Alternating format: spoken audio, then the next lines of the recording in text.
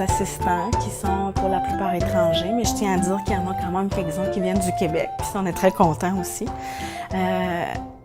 On souligne toujours avec brio la grande capacité d'adaptation des personnes accueillies.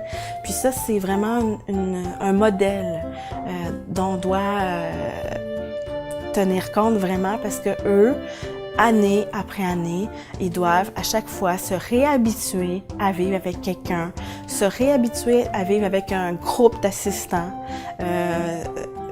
Somme toute, c'est la même façon de vivre, mais il y a à chaque fois des différences très subtiles qui, parfois, pourraient nous énerver beaucoup, mais on constate avec nos personnes que ça s'accueille bien, ça s'intègre bien. Oui, parfois, on peut rencontrer des petites difficultés, mais je pense que c'est tout à fait normal compte tenu du grand nombre d'échanges qu'il peut y avoir.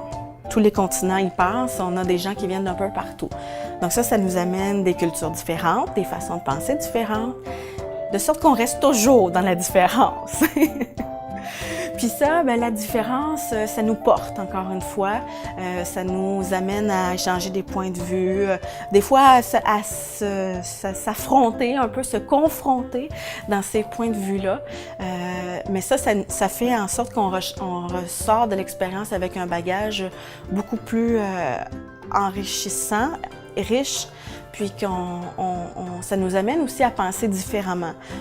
Moi, je sais que je suis beaucoup plus tolérante et patiente.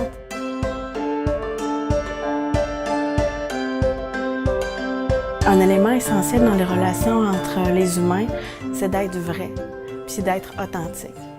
Donc, après une année d'attachement entre un assistant et une personne accueillie, des fois, on a vraiment une chimie spéciale qui va s'installer, puis là, il y a un lien fort qui va y avoir avec entre 2 ou 3 personnes. Des fois, c'est moins ou plus, mais nous, on insiste beaucoup auprès des assistants qui portent une attention spéciale à ne pas faire de promesses spéciales auprès des personnes qui ne pourrait pas tenir. Parce que c'est facile sur le coup de l'émotion. On a passé une belle année, on a eu des liens privilégiés, on a passé du bon temps. C'est facile de dire à la personne, je vais te rappeler, je vais revenir te voir, je vais t'écrire, je vais ceci, je vais cela. Puis ça met l'individu dans l'attente. Alors on encourage beaucoup les gens à être le plus sincère possible. Oui, on peut manifester certains souhaits de maintenir la relation.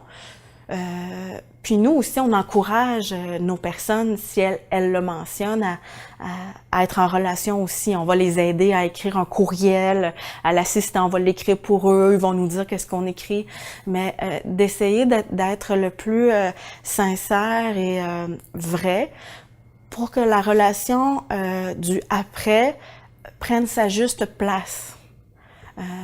Comme ça, ça permet aussi que s'il y a une relation après, elle continue d'être vraie.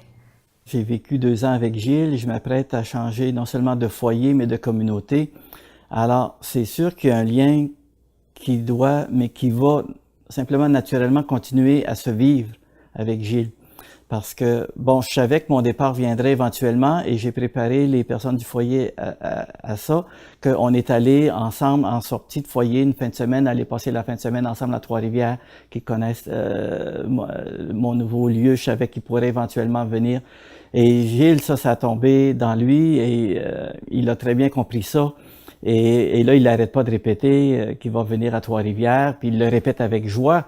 Donc, il sait qu'il continue la relation, il sait que c'est pas une coupure, il connaît le contexte de l'arche, du foyer, comme quoi il va toujours avoir des assistants. Il a connu les expériences des dernières années, des assistants qui sont venus, qui sont partis. Il y a une sécurité qu'il sait que ça lui apporte et en même temps, la relation se continue avec les assistants qui sont en Allemagne, que quand on se parle au téléphone, quand Valentine téléphone ou quand on lui fait un dessin pour lui envoyer. Donc moi, il sait que c'est moins loin, puis il sait qu'il va venir à Trois-Rivières avec le foyer ou avec d'autres personnes de la communauté, et puis qu'on va se parler. Donc notre relation continue à se vivre. Comment expliquer ça? Pourquoi ça serait impossible de couper cette relation-là? Parce que Parce que c'est une amitié, c'est plus qu'une grande amitié, c'est une fraternité, je dirais, qui s'est développée, qui s'est installée et qui demande à être vécue et qui a la possibilité, Dieu merci, d'être vécue. Et l'Arche permet ça. Au détour du temps de la relation, on est touché à un moment donné ou à un autre par une situation, par une personne. Puis on peut pas, c'est jamais celle qu'on pense habituellement. On peut penser qu'on va avoir une facilité, par exemple, dans l'accueil ou une facilité dans la relation avec les personnes. Puis à l'arrivée, au fil du temps, on se rend compte que c'est plus difficile que je pensais. Ça vient chercher des trucs personnels en nous qu'on a à travailler. Puis là, on a deux choix. Les assistants ont le choix d'ignorer ça ou de plonger dans ça et de travailler, d'aller voir ce qui se cache derrière ça. Puis ça, je pense que c'est un beau cadeau avec lequel chacun des assistants peut ressortir de la communauté quand ils vont poursuivre leur vie, de savoir que c'est possible d'avancer, de cheminer quand on rencontre des difficultés. Puis je crois que nos personnes accueillies sont des bons professeurs pour ça, parce que eux, ils vont, pour la plupart du temps, vraiment nous accueillir comme on est et dans la situation où on est, et on va se sentir aimé et accueilli d'eux de façon vraiment inconditionnelle. Donc ça, je pense que ça, en tant que soi, en tant que tel, comme assistant, si on s'est laissé toucher par ça, c'est déjà quelque chose d'important dans notre bagage quand on part.